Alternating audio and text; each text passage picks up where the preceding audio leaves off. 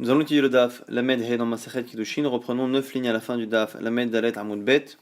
Anicha Leman de Amar. Après avoir donné des preuves et sources que les femmes sont dispensées des misotes qui dépendent du temps, la Gemara dit Anicha Leman de Amar, que ça va selon ceux qui pensent que En Melamedim, qu'on n'apprend pas de deux psukim qui disent la même chose. On avait vu que la même logique qui nous permettait d'apprendre que les femmes étaient dispensées par les tefillin, on pouvait finalement apprendre l'inverse grâce à deux autres mitzvot où elles sont par contre elles concernées.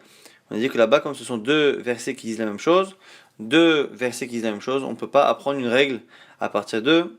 Mais, nous dit la Gemara, selon ceux qui ne sont pas d'accord, et là les mains des Amar, mais la Médim, Maïkal et Mamar, que peut-on faire? Donc du coup, selon ceux qui pensent que même si un type d'halakha est répété à deux reprises, une même logique est répétée à deux reprises, ceux qui pensent que l'on peut apprendre de là, la réponse n'est pas complète, et en plus, Vetou, autre question de la Gemara. Mitzvot assez chez lo azman grama nashim chayavot menala. D'où sait-on maintenant que les femmes sont concernées par les mitzvot qui ne dépendent pas du temps, ce qui était marqué dans la Mishnah. La Gemara propose Elif mimora. On l'apprend de la mitzvah de Mora, de la crainte des parents. Ish imo ve aviv tira, ou un homme, sa mère et son père, il craindra, mais c'est marqué au pluriel tira, ou vous craindrez. Donc c'est une manière de dire que les femmes aussi sont concernées. Mamora nashim chayavot. De la même manière que les femmes sont concernées par la mitzvah de craindre leurs parents. Av kol mitzvot assez, chez l'oazman grama, nashim hayvot, pareil pour toutes les autres mitzvot qui ne dépendent pas du temps, parce que la mitzvah de craindre ne dépend pas évidemment du temps. La Gemara dit, mais il y a une autre mitzvah qui ne dépend pas du temps, mais qui par contre, elle, dispense les femmes. Venilaf, mitamut Torah, pourquoi n'apprend-on pas de Talmud Torah?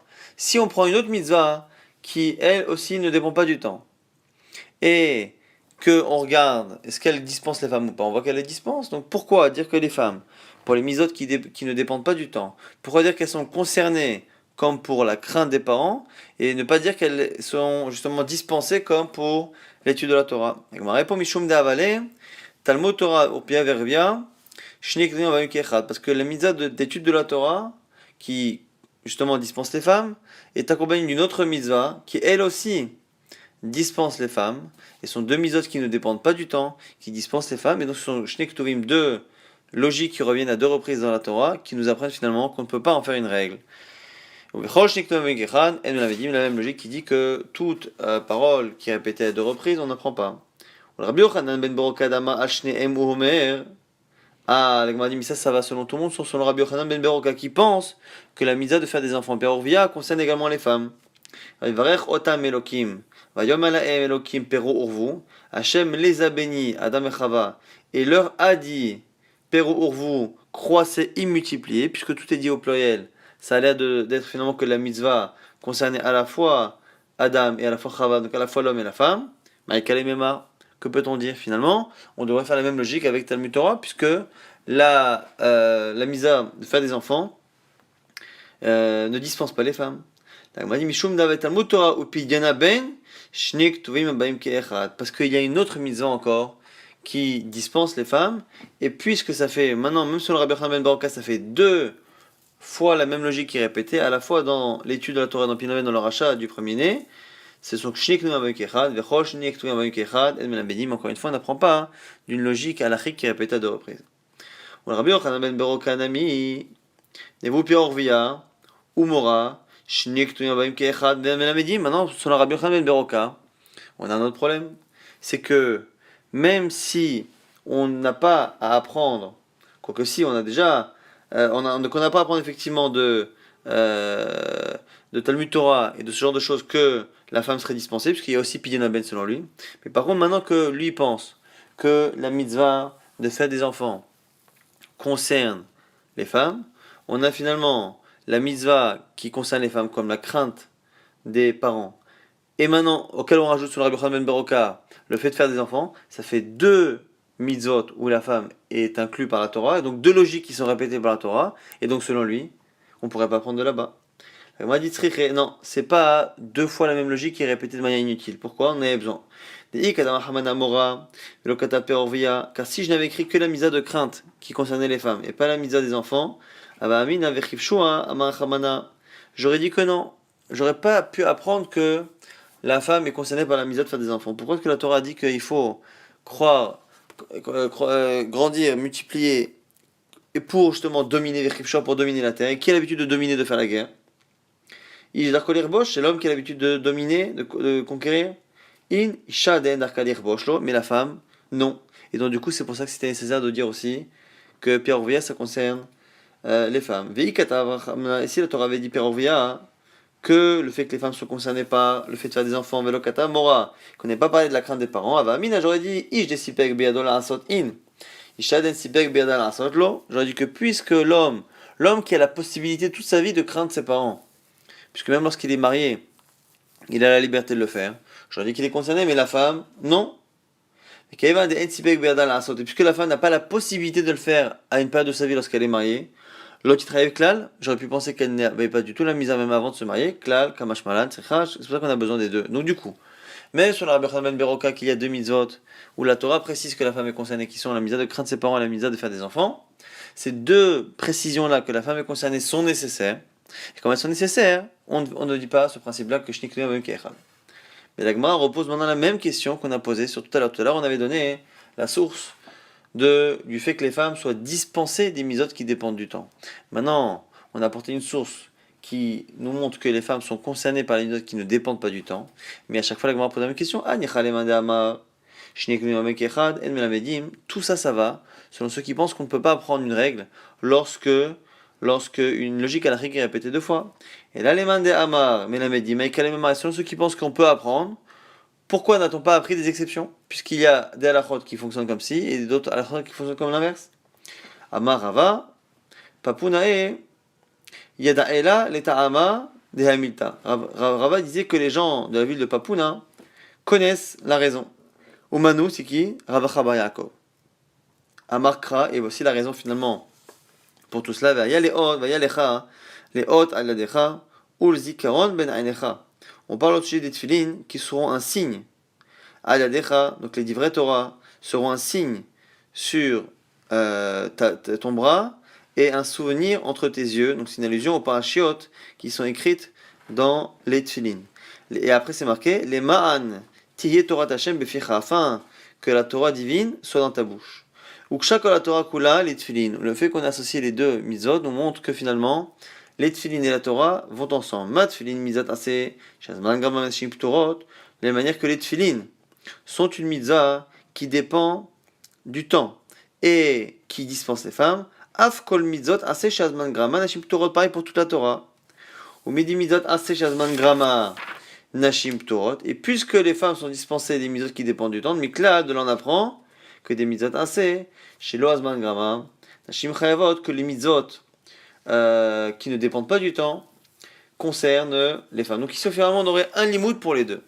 Un limoud pour les deux. Un limoud qui nous dit que les tefilin et toutes les mitzvot de la Torah ont un point commun. Et donc, comme c'est un Ekech, on apprend cela et on apprend en même temps l'inverse, que si la Torah a eu besoin de me dire que les mitzvot positifs qui dépendent du temps dispense les femmes, et pareil pour toutes les autres mitzvot que les tefilin, ça veut dire qu'à l'inverse, celles qui ne dépendent pas du temps, les femmes sont concernées. Alors pourquoi on n'a pas utilisé cette logique précédemment? On a vu que selon les autres limoudim, on avait un bamé matzino. On prenait une halacha et on la transposait ailleurs. Et là on a vu qu'il fallait le faire à deux reprises. Une fois pour m'apprendre que toutes les mitzvot qui dépendent du temps ressemblent à tefilin, une fois pour me dire que toutes les mitzvot qui ne dépendent pas du temps ressemblent à la mitzvah de Mora, de crainte de ses parents. On a vu là-bas que le fait d'apprendre un ne permettait pas d'apprendre par opposition à l'autre. C'est ce que là-bas c'était pas un kesh, c'était Bamé Matzino. Bamé Matzino, c'est qu'on prend une halakha et on dit que si c'est comme ça là-bas, c'est peut-être comme ça ailleurs. Mais on n'est pas en train de dire que la Torah elle a voulu que j'apprenne de cette mitzvah-là. Et donc, puisqu'elle ne m'a pas dit clairement d'apprendre cette chose-là, je ne peux pas déduire du fait qu'elle m'apprenne ça que l'inverse est différent. Alors qu'un Ekesh, c'est quelque chose qui est volontaire, qui est clair. Ce Ekesh étant clair, le fait de lier deux halachot qui ne devraient pas être liés normalement, le fait de les lier, ça nous apprend clairement que la Torah veut m'apprendre que les mitzvot qui dépendent du temps sont comme les tefilin et dispensent les femmes. Le fait que cet enseignement soit clair m'apprend que par opposition, à l'inverse, les mitzvot qui ne dépendent pas du temps justement dispensent les femmes. Maintenant la Gemara a une question là-dessus. On dit Anicha, les mande amar, tefilin, mitzvot ase shazman grama. Tout cela repose sur le fait que les tefilin sont une mitzvah qui dépend du temps. Et là, les mande amar, tefilin, mitzvot ase shelo azman grama. Mais ceux qui pensent que les tefilin ne dépendent pas du temps, que Minatora, on devrait mettre les tefilines le jour et même la nuit, même si les rabbins ont interdit, mais Minatora, oui. Et même le Shabbat et Yom Tov, on pourrait les mettre. Ah, à ce moment-là, on n'a pas de preuve. La Gemara dit, première réponse, Man shama'at le damartfin mitzvot aseh shelo azman grama. Tu sais qui pense que les mitzvot positives, que la mitzvah de tefillin ne dépend pas du temps? C'est qui? C'est Rabbi Meir. Et Rabbi Meir, par ailleurs, ça va là. Shnek toyam b'ayim ke'echad, vechol shnek toyam b'ayim ke'echad, en melamedim. Lui, quoi qu'il arrive, il pense, comme ceux qui disent, que lorsqu'on a deux halachot qui sont répétés avec deux logiques similaires, on a finalement l'impossibilité d'apprendre de là. Donc finalement, la chance que l'on a, c'est que finalement les deux problèmes qu'on a eus ne sont pour l'instant pas cumulables. Soit on apprend par Bamé Matino, un Bamé Matino de Tfilin pour les misotes qui dépendent du temps, un Bamé Matino de Mora pour apprendre les misotes qui ne dépendent pas du temps, qui concernent les femmes. La seule opposition qu'on avait à cela, c'est qu'il fallait penser qu'on ne pouvait pas apprendre des exceptions parce que ce sont deux Ktuvim qui viennent dire la même chose. Alors, celui qui n'est pas d'accord avec Shnek Ktuvim Bamé Kechad, dans tous les cas, il pense au moins l'autre chose, c'est-à-dire qu'il pense au moins que les tefilines dépendent du temps et qui permet d'apprendre l'autre mode de limoud qu'on a dit qui était finalement un hekesh. Donc pour l'instant, l'Agma règle le problème. Celui qui pense que les tefilines ne dépendent pas du temps, il pense qu'au moins que Shnek Ktuvim Bamé Kechad en melamedim. L'Agma dit oui, il y a un autre avis, c'est Rabbi Yehuda. Ou le Rabbi Yehuda de Amar, Shnek Ktuvim Bamé Kechad melamedim. Celui qui pense qu'on peut apprendre de deux halachot qui se répètent. Donc on peut apprendre des exceptions également. Et tefillin, mitzvot aseh shelo azman grama. Et il pense également comme Rabbi Meir que les mitzvot des tefillin ne dépendent pas du temps. Et lui, Maïka le Memar, comment lui trouve la preuve que les femmes sont dispensées des mitzvot qui dépendent du temps? Mishum dava matzah simcha ve'akel shlosha ktuvim abaim ke'echad ou shlosha ktuvim abaim ke'echad. On est obligé de dire que lui, c'est parce qu'il pense qu'il y a trois exceptions. Et comme il y a trois exceptions, même si on n'apprend pas, même si le fait qu'une logique halachique soit répétée deux fois, ça ne nous empêche pas d'apprendre la logique et de la généraliser. Lorsque par contre c'est répété trois fois, non. Et c'est quoi les trois fois? C'est quoi les trois exceptions qui nous prouvent que ce sont des exceptions et du coup que ce n'est pas une règle?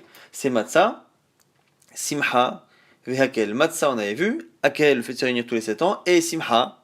Simha on avait vu que selon Abaye avait lu d'une autre manière en disant que la simcha c'était pas une misa qui incombait à la femme, mais qui incombait au mari par rapport à la femme. Quelqu'un que Rabbi Yehuda pense que dans les simha c'est vraiment la femme qui l'a, et c'est comme ça qu'on peut répondre au moins selon Rabbi Yehuda.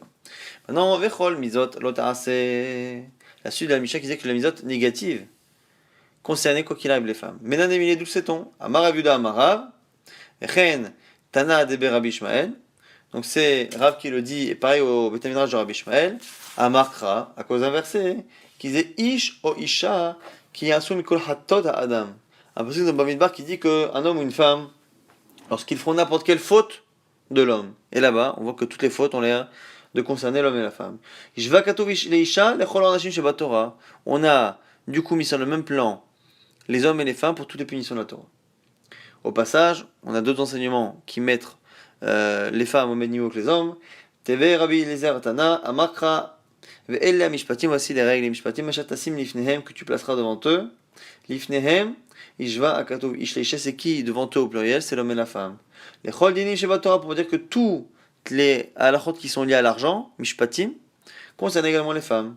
Troisième enseignement des Cheskiatana, Amakra, Ve'emit Ish o Isha, et le pasuk dit Ashoy Sakel Vegam Ba'alav Yumat, Ishva Akatov Ishleisha, les Ish, les Chol Mitot Sheba Torah. Si finalement on a un homme ou une femme qui est tué, on apprend ce pasuk là-bas que ça est la même chose. Donc on a trois enseignements pour dire que les hommes et les femmes sont équivalents par rapport aux interdits de la Torah, sont équivalents par rapport aux règles financières et sont équivalents par rapport à la punition lors d'un meurtre si on a tué une femme ou un homme. Et la Gemara nous explique qu'on avait besoin des trois. Utsricha, les trois étaient nécessaires. Des Yesh Maïna Achamaita, si je t'ai renseigné le premier, c'est-à-dire que la femme est concernée par tous les interdits de la Torah.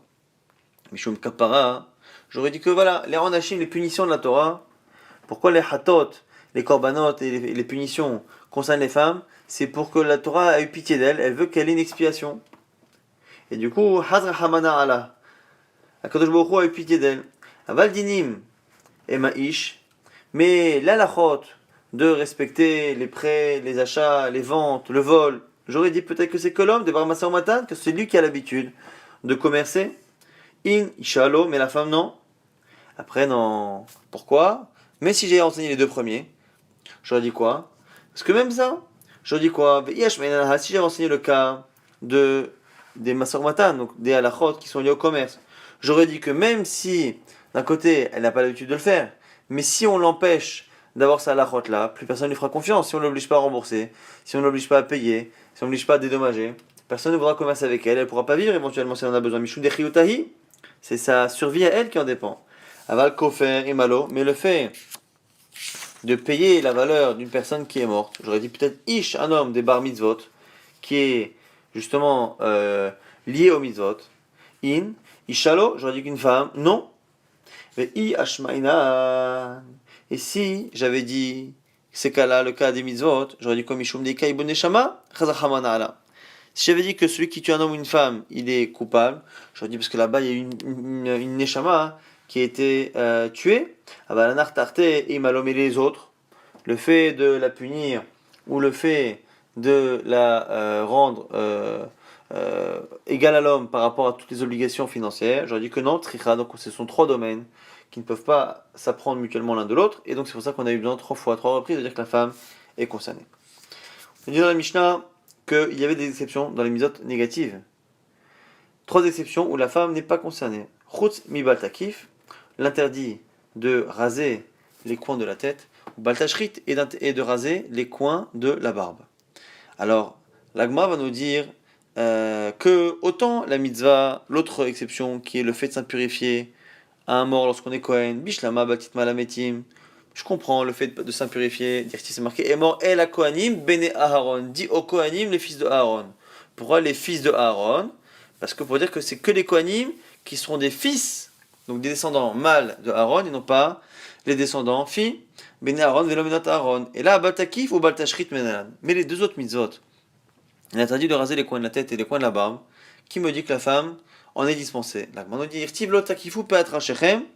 Les deux mitzvot, le fait de raser les coins de la tête et les coins de la barbe, sont deux mitzvot qui sont marqués l'une à côté de l'autre, donc il y a un hekesh, on apprend l'une de l'autre. Tout celui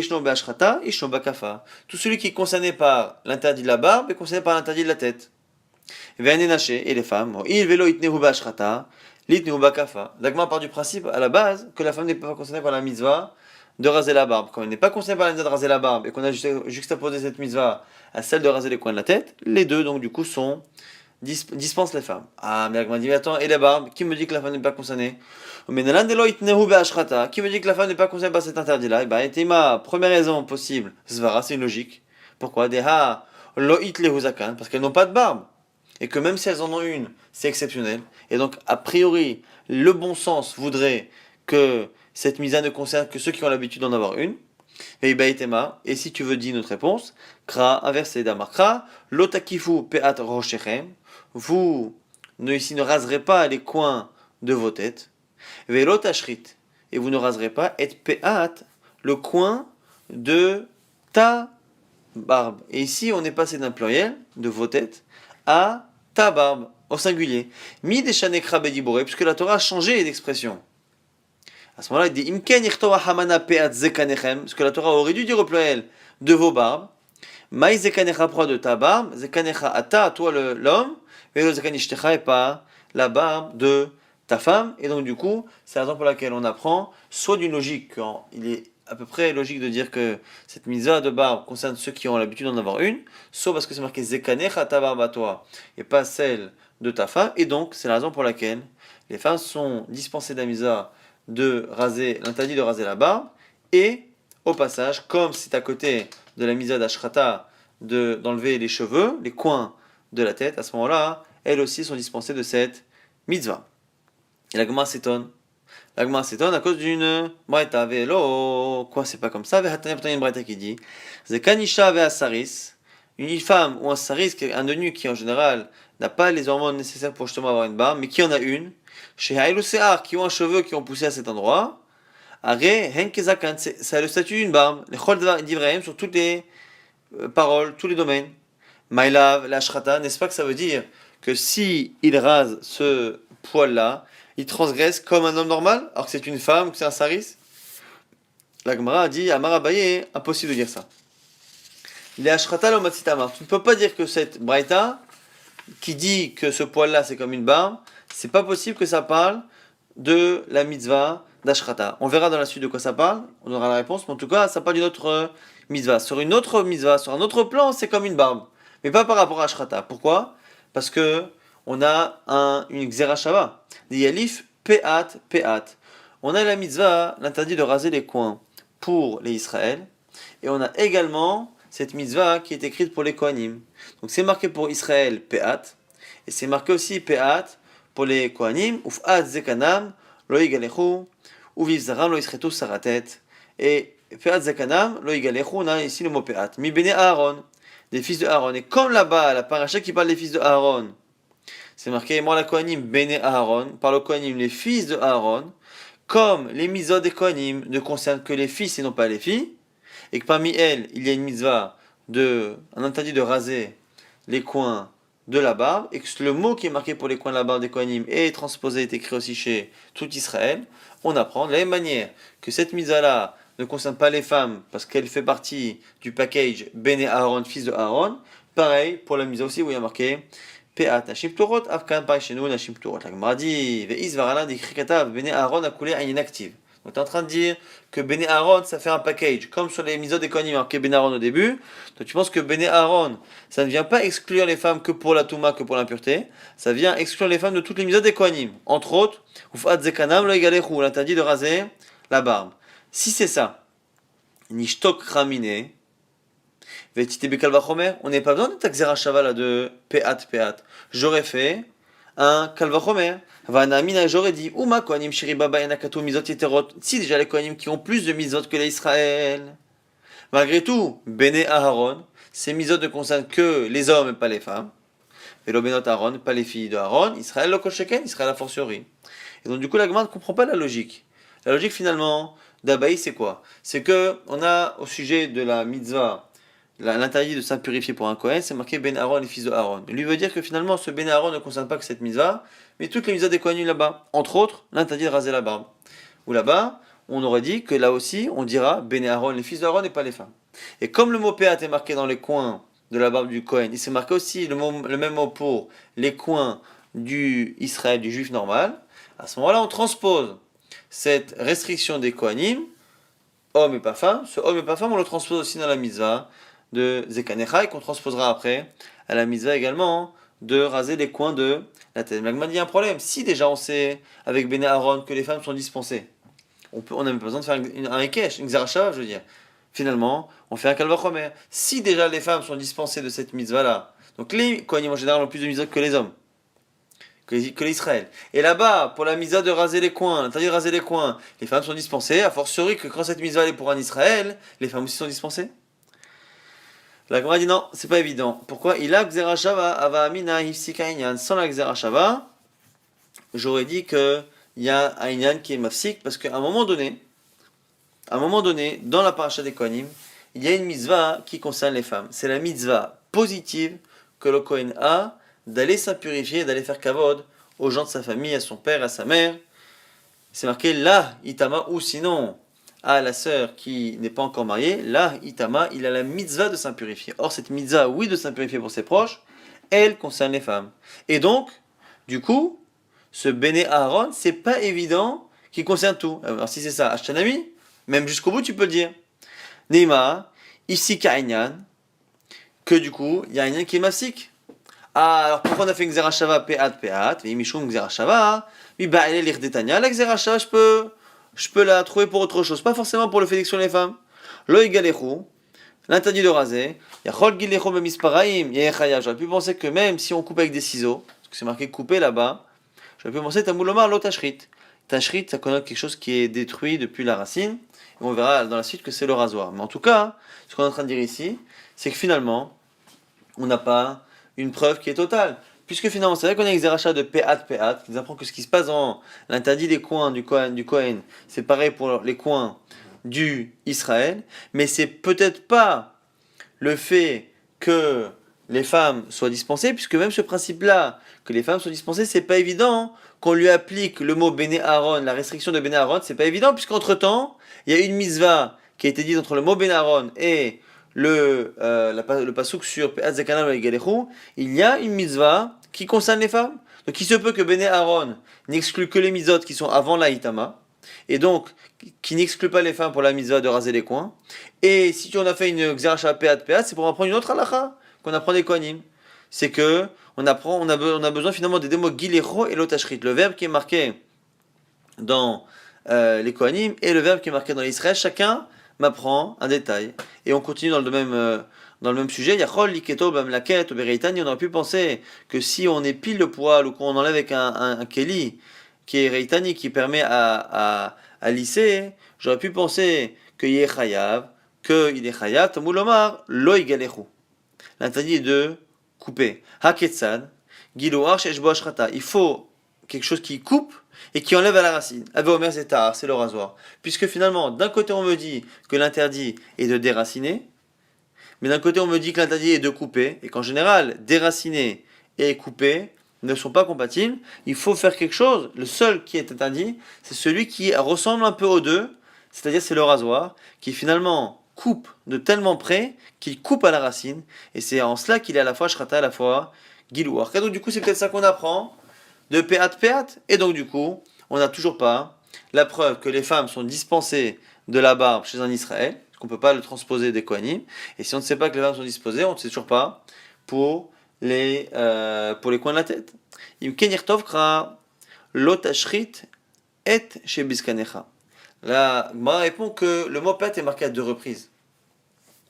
C'est marqué Lo tashrit peat roshecha, et pareil pour la barbe, c'est marqué également Lo tashrit et peat zekanecha, et donc le mot peat est marqué à 2 reprises. La première fois, ça peut apprendre une halakha, mais la seconde fois, il y avait une autre halakha à apprendre. Donc finalement, le mot peat qui est marqué dans Kohanim, il va apprendre 2 halakhot forcément pour un Israël, puisque pour un Israël c'est marqué à 2 reprises peat, et du coup on a finalement 2 choses. Mai peat zekanecha, shma mina tarte, donc on a 2 halakhot, à la fois pour nous apprendre la méthode de coupe qui est interdite, c'est ce qui est gilouar et en même temps ashrata, ce qui coupe et ce qui déracine, donc c'est le rasoir, et en même temps une autre halakha, donc forcément que c'est l'halakha qui nous dit que la femme est dispensée pour le Kohen, on est obligé de dire que cette halakha se lit comme ça, et du coup qu'on la transpose pour un Israël. Maintenant, la Gemara dit, mais je t'ai posé tout à l'heure une question avec une braïta, tu m'as pas répondu. Et là, il y a une braïta qui disait que Zekanisha ve'asari she'elu se'ar, une femme ou un eunuque qui a eu un cheveu qui a poussé au niveau de la barbe, rien qui zakanechol divreim, c'est un statut de barbe. Lema il cheta, sur quelle halakha ça porte si finalement ça ne porte pas sur le Isur Ashrata, et là, Marmar Zoutra, les Tumat Negaim, par rapport à l'impureté des Negaim, des tâches de Tsaraat. On m'a dit Tumat Negaim, Bediaktiv, ça aussi c'est marqué clairement, on le sait, c'est pas shoot, c'est évident. Et Isho Isha qui est beau Nega, Berosho, Bezakan. Un homme ou une femme qui aura une plaie, Berosh dans sa tête, au Bezakan, dans la barbe. Donc du coup on sait très bien que la femme est concernée par les interdits de Tsaraat de la barbe. Et là, Marmar Zoutra dit dans les Tahara Negaim. Alors il faut dire que c'est par rapport à la Tahara, par rapport à la purification, lorsqu'on sort de cette interdiction. Tahara Negaim, ne mipishtal aussi, c'est pas chaud, pourquoi Kevan debat Tumahi, Batarahi, est-ce que ça va ensemble? Celle qui est concernée par l'impureté sera forcément concernée par la pureté. Istaria Sakada Tachamina les Dadim Niktiv. La Gemara dit c'est pas évident. Parce que même cette histoire de pureté, d'impureté, c'est pas parce que c'est marqué au début du verset Isho Isha, un homme ou une femme, que ça concerne l'homme ou la femme. Pourquoi? Parce que peut-être que le verset se coupe en deux, c'est-à-dire Isho Isha qui est bon nega berosh. Un homme ou une femme, lorsqu'il aura une plaie sur la tête ça concerne l'homme et la femme. Mais quand on dit après au Bezakan dans la barbe, c'est que pour un homme. Atanatleish, Kamash malin que non. Et donc du coup, on peut dire très bien que cette braïta nous apprendre que la Touma et la Tara des Negaïm concernent aussi la barbe. Et la suite ici, Ben Yehuda, on va l'apprendre dans le DAF de demain. Shabbat Shalom.